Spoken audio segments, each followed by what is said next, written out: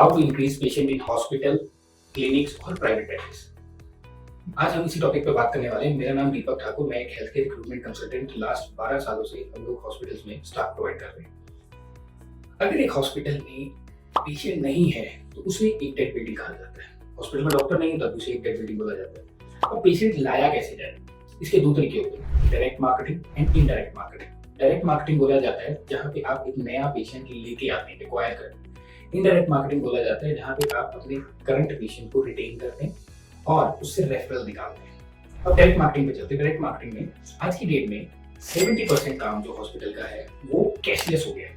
हर एक के पास कोई ना कोई इंश्योरेंस कंपनी या कोई कैशलेस की स्कीम है। तो हॉस्पिटल को सबसे पहले अपने पास ये सारे कैशलेस इम्पैनलमेंट्स लेने पड़ेंगे, जैसे CGHS, ECHS, TPAs हो गए, इंश्योरेंस कंपनीज हो गई। ये इनडायरेक्ट मार्केटिंग के अंदर आता है। किसी में अब सेकंड पॉइंट आता है मार्केटिंग।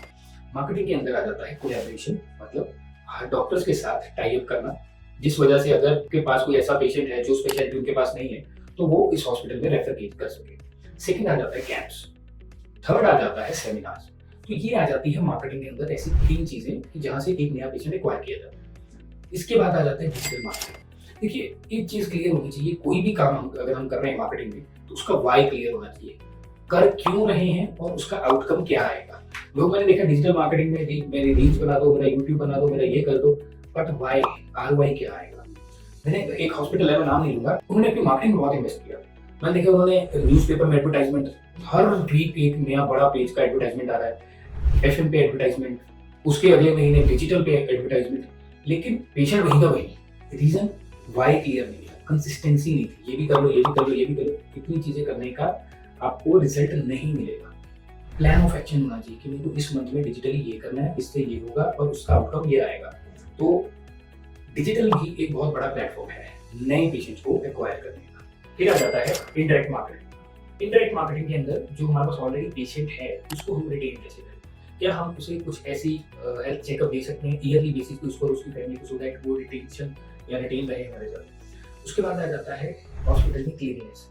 क्वालिटी क्या है हॉस्पिटल की, in terms of cleanliness, in terms of आप कह सकते हैं बिहेवियर।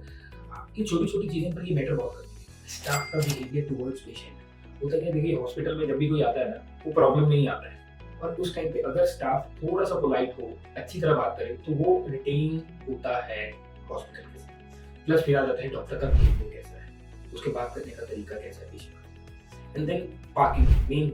जब भी कोई जल्दी में होता है, पार्किंग के लिए जगह नहीं मिल रही होती, वो और थोड़ा इरिटेट हो जाता है। तो क्या हमारे पास इस पार्किंग की फैसिलिटी है? अगर नहीं है तो क्या हमने जैसे बोलते हैं ना कि कोई ऐसा वैले सिस्टम है हमारे पास। तो ये छोटी छोटी चीजें हैं जो हमें पेशेंट को और रिटेन करती है। फिर आ जाता है टारगेट पेशेंट है क्या।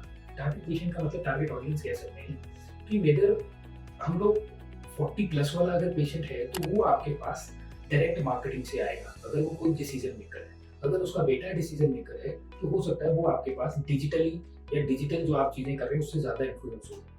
तो इन चीजों का हमें ध्यान रखना पड़ेगा। फिर भी अगर आपको कहीं लगता है कि यू नीड एनी असिस्टेंस और support from our side, do connect with my team on this particular. Thank you.